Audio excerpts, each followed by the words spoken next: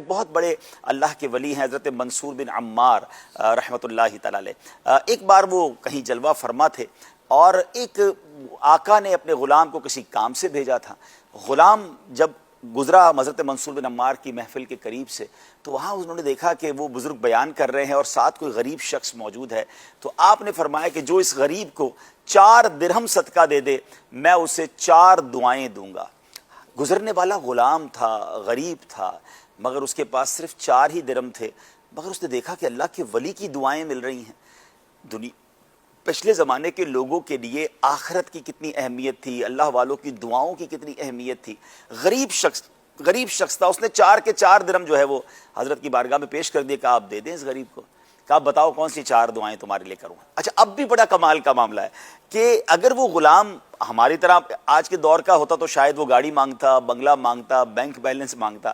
پہلی دعا جو انہوں نے حضرت منصور سے کروائی کہ حضور آپ دعا کر دیں کہ جو ہے وہ میرے یہ جو 4 درہم دیے ہیں اللہ مجھے اس کا اچھا بدل عطا فرما دے۔ آپ نے اس کے لیے دعا کر دی کہ اچھا اب آپ یہ دعا کر دیں کہ مجھے آزادی مل جائے، میں غلام ہوں تو میں آزادی چاہتا ہوں، تو وہ بھی دعا کر دی۔ اب تیسری دعا کیا کرنی ہے؟ تو کہا حضور دعا کر دیں کہ اللہ مجھے اور میرے آقا کو توبہ کی توفیق نصیب کر دے۔ خوبصورت بات دیکھیں کہ آقا کی بھی فکر کر رہے ہیں کہ میرے آقا کے لیے توبہ کی دعا کر دیں، دعا کر دی۔ چوتھی دعا کیا کرنے کا؟ دعا کر دیں کہ اللہ ہم سب کی مغفرت فرما دے۔ تو حضرت نے دعا کی کہ اللہ میری، آپ تمہارے آقا کی اور تمہاری اور اس مجمع میں جتنے لوگ ہیں سب کی مغفرت فرمائے۔ اب یہ 4 دعائیں لے کر وہ غلام جو تھا وہ جب اپنے آقا کے پاس پہنچا تو آقا نے کہا اتنی دیر کیوں لگ گئی، اتنا ڈیلے کیوں کر دیا؟ تو اس نے کہا حضرت معاملہ ایسا تھا، گیا تو آپ کے کام سے تھا مگر مجھے سمجھنے ایک چانس مل گیا، اللہ کے ولی کی زیارت ہوئی، وہ دعائیں کہہ رہے تھے 4 درہم دے دو غریب کو، 4 دعائیں دوں گا۔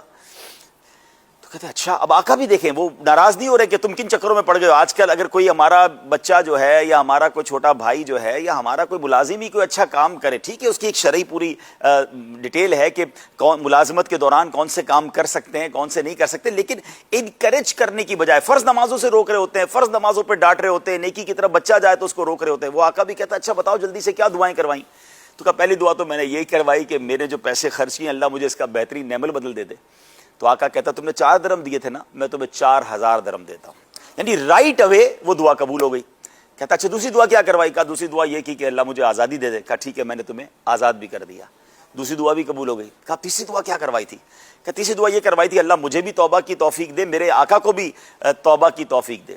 تو وہ جو آقا تھا اس نے فوراً استغفار پڑھنا شروع کر دیا، کہا میں بھی توبہ کرتا ہوں، تم نے بھی توبہ کر لی ہوگی تم بھی کر لو۔ یعنی تینوں دعائیں اسی وقت قبول ہو گئیں۔ کہ چوتھی کیا دعا کرائی تھی؟ کہ چوتھی دعا یہ کرائی تھی کہ اللہ میری بھی بخشش کر دے، آپ کی بھی کر دے، حضرت منصور اور ان کی محفل میں جتنے لوگ تھے اللہ سب کی بخشش کر دے۔ کمال کا جملہ آقا نے کہا ناظرین، وہ کہتے ہیں کہ 3 کام تو میرے اختیار میں تھے نا، وہ میں نے کر دیے، چوتھا تو میرے اختیار میں نہیں تھا، اللہ سے اللہ کی بارگاہ میں دعا کرتے ہیں کہ اللہ یہ چوتھا کام بھی ہمارا کر دے۔